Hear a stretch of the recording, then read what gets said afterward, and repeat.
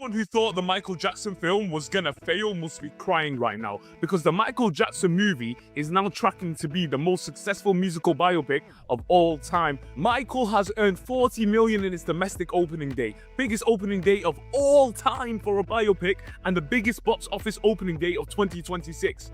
Shimon! A movie that spent 5 years fighting to get made opened the exact same weekend as the Michael Jackson biopic. It pulled in just $475,000. That is not a real box office hit. That is the kind of money some restaurants make on a busy night. And that movie was only one of the projects Michael completely steamrolled. By the end of that weekend, studio executives were already staring at the numbers in shock. The math looked ugly everywhere they turned. Big films dropped fast, expensive projects got pushed out of the spotlight. Some people in Hollywood were already calling it a disaster for the competition. You already know why this video caught your attention. You clicked because you wanted to see how brutal the fallout really was. The truth is, it got messy fast. The Michael Jackson biopic called Michael did not just win the weekend, it dominated the entire box office and wiped away almost everything standing near it. Some movies had only been in theaters for a few weeks before getting crushed. Other films had been carefully planned and promoted for years, only to lose momentum in a single weekend. Before you can understand how deep the damage went, you need to see what Michael actually pulled off at the box office. Going into opening weekend, producer Graham King and Lionsgate were reportedly hoping the movie could reach around $70 million domestically. That would have already been considered a strong and respectable opening. They did not land at $70 million. They exploded past it with $97 million. That became the biggest opening weekend for any biopic in movie history. Not just music biopics, every biopic ever released. It passed Oppenheimer and crushed records people thought would hold for years. It's been 10 days.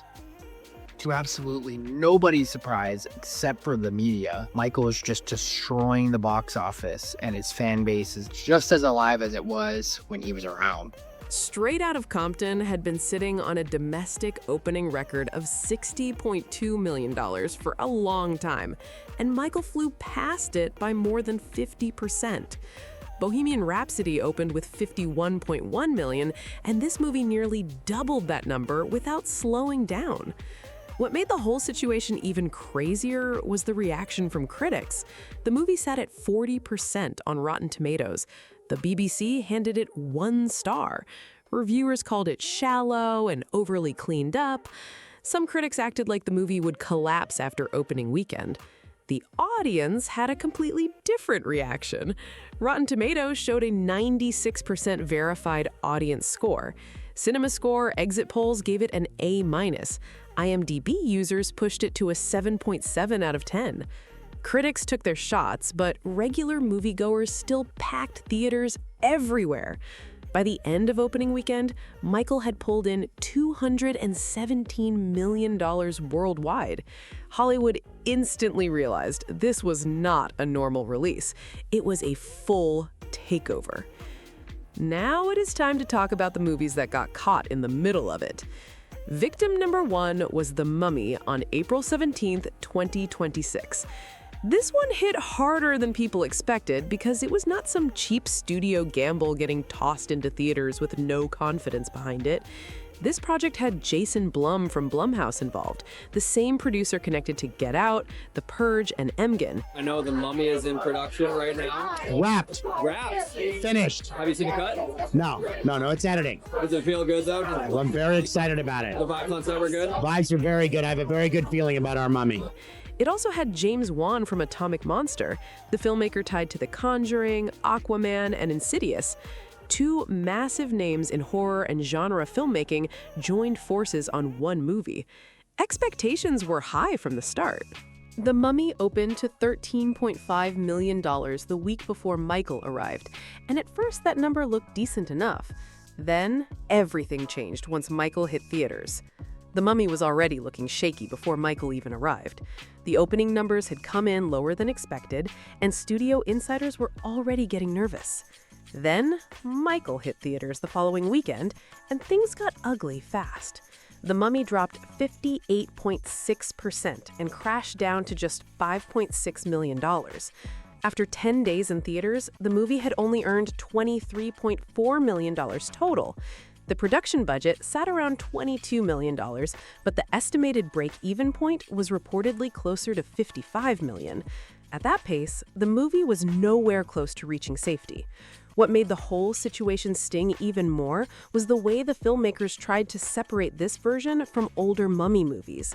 James Wan purposely pushed the title Lee Croman's The Mummy, instead of simply calling it The Mummy. The message was clear. This was supposed to feel fresh, darker, and completely different from the 1999 Brendan Fraser version that most people still remember. They attached a real filmmaker's name to the project because they wanted audiences to see it as something original and serious.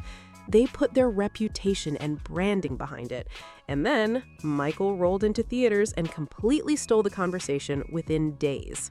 Why do film critics hate the new Michael Jackson movie, and why are general audiences loving it? The movie just came out this past weekend. People have been making their way to theaters, seeing the movie, and for the most part, they have been coming out of the theater happy with the movie.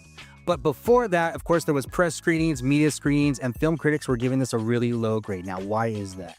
Victim number 2 was A24's Mother Mary on April 24, 2026. Now, this part surprised a lot of people because A24 usually avoids getting embarrassed at the box office like this. Mother Mary was a psychological drama thriller directed by David Lowery, the filmmaker behind A Ghost Story and The Green Knight. The movie also starred Anne Hathaway. On paper, that combination sounded like an award season favorite before anybody even saw a trailer. A24, David Lowery, and Anne Hathaway looked like a strong setup for prestige success, but the actual numbers turned into a rough story. The film made only $2.2 million total against a $20 million budget. During opening weekend, Mother Mary landed in 9th place with just $1.1 million across 1,103 theaters. That was around $96 million less than what Michael pulled in during the exact same weekend. $96 million. That gap alone had people in Hollywood staring at the numbers like they could not believe what they were seeing. But the detail that really made the situation awkward barely got discussed. Mother Mary arrived in theaters only 1 week before The Devil Wears Prada 2, the sequel bringing Anne Hathaway back together with Meryl Streep, Stanley Tucci, and Emily Blunt. That meant Hathaway suddenly had 2 major movies landing almost side by side. One movie was an A24 psychological thriller that completely collapsed once Michael showed up. The other was a giant legacy sequel preparing to launch the summer box office season. The timing already looked risky, but Michael turned the whole situation into a brutal comparison almost overnight. What happened between critics and audiences during all of this became one of the strangest parts of the Michael story. You do not usually see reactions split this hard. Critics came after the film aggressively from the start. The BBC gave it 1 star and called it a bland and barely competent daytime television movie. Other reviewers complained that the story felt too sanitized and too focused on protecting Michael Jackson's image instead of digging deeper into his life and career. Rotten Tomatoes ended up showing a 40% critic score, and none of that slowed audiences down at all. Regular moviegoers reacted in the complete opposite way. The audience score on Rotten Tomatoes exploded to 96% verified hot. CinemaScore audiences gave it an A-. IMDb users pushed it to a 7.7 out of 10. The people actually buying tickets made their opinion loud and clear. Critics were throwing punches online, while packed theaters kept helping the movie dominate the box office weekend after weekend. So it was not only other movies getting crushed during this run. Critics also ended up looking completely out of touch, while Michael kept stacking close to $100 million domestically in a single weekend. Victim number 3 was Desert Warrior during the April 24th to 25th, 2026 frame. This is where the situation started looking almost painful to watch in real time. Desert Warrior starred Anthony Mackie and had reportedly been stuck in production since 2021. The project spent 5 years dealing with filming, development problems, delays, and the long process of finally reaching theaters. Vertical Entertainment distributed the film, but the timing could not have gone worse. It opened during the exact same weekend Michael exploded across theaters everywhere. The result was brutal. Desert Warrior made only $475,000 from 1,010 theaters. That number barely looked real compared to the scale of the release. A movie that spent half a decade fighting its way onto the big screen got completely buried the second one of the biggest music biopics in Hollywood history arrived. And the damage did not stop with movies opening that same weekend. Michael also started blowing past films that had been in theaters for weeks and even months. That is where the whole story started feeling almost unreal. Take Scream 7, for example. It became the biggest opening in the franchise with $64 million domestically and stayed in theaters for months. Its entire worldwide total eventually reached $213.5 million. Michael passed that total in one opening weekend alone. Then there was GOAT with a lifetime total of $190.5 million, gone almost instantly once Michael arrived. Sam Raimi's Send Help finished its full run with $94 million worldwide, and Michael flew past that too without much resistance. A24's The Drama closed out at $99.9 million lifetime, and Michael pushed beyond that number during opening weekend, while the rest of the industry watched the box office charts get completely rearranged. Scream 7 had already celebrated what looked like a huge milestone with a franchise-best worldwide opening of $97.2 million. Most movies would be thrilled with that kind of launch. Michael matched that number domestically during its opening weekend alone, and then kept climbing once international numbers started rolling in. That was the moment many people in Hollywood realized this release was operating on a completely different level. And if anybody thought theaters were empty by this point, the reality looked very different. Showings were still packed. Some theaters were reportedly selling out through the weekend, while other movies struggled to hold attention. Eventually, the people running the industry had to respond publicly, because ignoring the numbers was no longer possible. What they said mattered because these were not fan reactions online. These were executives and insiders responsible for the business itself. Michael O'Leary, the head of Cinema United, the main trade organization for theater owners, said Michael proved audiences will still show up for compelling stories on the big screen. He pointed to Michael alongside recent hits like Project Hail Mary and the Super Mario Galaxy movie as evidence that theatrical releases were still alive and capable of pulling massive crowds. Lionsgate chair Adam Fogelson kept his reaction short and direct. He said, "If you give audiences what they want, they will come." That was the full quote. He did not need to add anything else because the box office numbers were already making the argument for him. Then there was director Antoine Fuqua, who had already gone through a rough production process on the movie. The project dealt with delays, reshoots, and non-stop pressure before finally reaching theaters. During an April 26th interview with Deadline, Fuqua compared the experience to one of the strangest moments of his career. He explained that he was turning in the director's cut for Emancipation, his Will Smith movie, on the exact same day Will Smith walked onto the Oscars stage and slapped Chris Rock in front of the entire world. Fuqua said the chaos surrounding Michael started feeling strangely familiar after that. Every time the movie seemed close to settling down, another headline exploded online. Delays turned into rumors, rumors turned into debates, and once critics finally saw the film, the reactions became even louder. But none of the controversy slowed the audience down. If anything, the attention only made more people curious to see the movie for themselves. Theater chains reportedly increased showtimes in several major cities after opening weekend because demand stayed unusually strong. That created another problem for competing studios. Movies that were already struggling suddenly lost premium screens, late-night showings, and valuable weekend slots. Some executives quietly admitted they underestimated how wide the audience for Michael would actually be. Industry analysts had predicted a strong opening, but very few expected this kind of takeover. The film was pulling in older fans, younger audiences, families, and casual moviegoers at the same time. That kind of crossover appeal is rare, especially for a biopic running nearly 3 hours long. The international numbers made the situation even bigger. Markets across Europe, Latin America, and parts of Asia opened far above projections.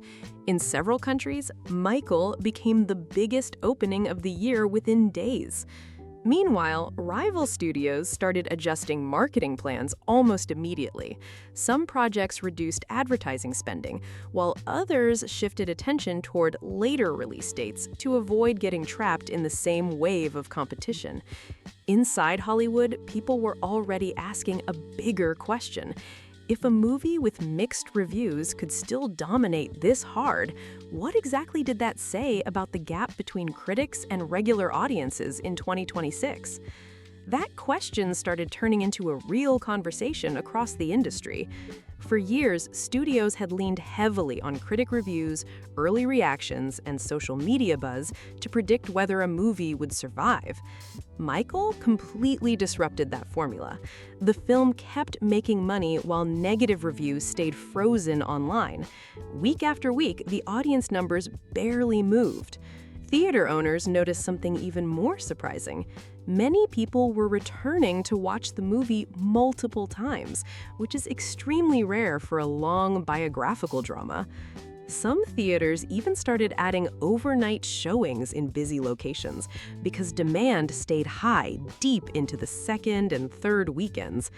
That level of momentum usually belongs to superhero movies or giant fantasy franchises, not a music biopic surrounded by controversy and mixed reviews. Streaming platforms were also paying attention. Reports started spreading that several studios were reconsidering how quickly they send movies to streaming after release. Michael proved audiences would still leave the house and buy theater tickets if the event felt big enough. At the same time, rival films kept disappearing from conversation. Smaller releases lost visibility online almost instantly. Movies that studios spent months promoting suddenly looked invisible next to the non-stop attention surrounding Michael. One executive reportedly described the situation as a blackout effect because every entertainment headline somehow circled back to the movie. Box office updates, celebrity reactions, audience debates, and viral clips kept flooding social media every single day. By the end of the second weekend, the movie was no longer being discussed as just another successful release. People inside Hollywood were starting to view it as a warning sign that audience behavior had changed faster than the industry realized. Fuqua said he was completely floored by everything that happened around the movie, and he admitted the entire Michael situation reminded him of that chaotic Oscars moment. Somehow, he managed to survive both storms, and now his film has completely dominated the spring box office, while other major releases struggled to stay alive. At this point, the biggest question is how far this movie can actually go. The numbers already shocked Hollywood, but some people are now wondering if Michael could seriously push toward $1 billion worldwide before its run is finished. So now I want to hear from you. Which movie getting crushed surprised you the most? And do you think Michael can really hit $1 billion, or does it fall short? Drop your thoughts in the comments. Make sure to like the video, subscribe to the channel, and share this with somebody who has been following the box office chaos around Michael.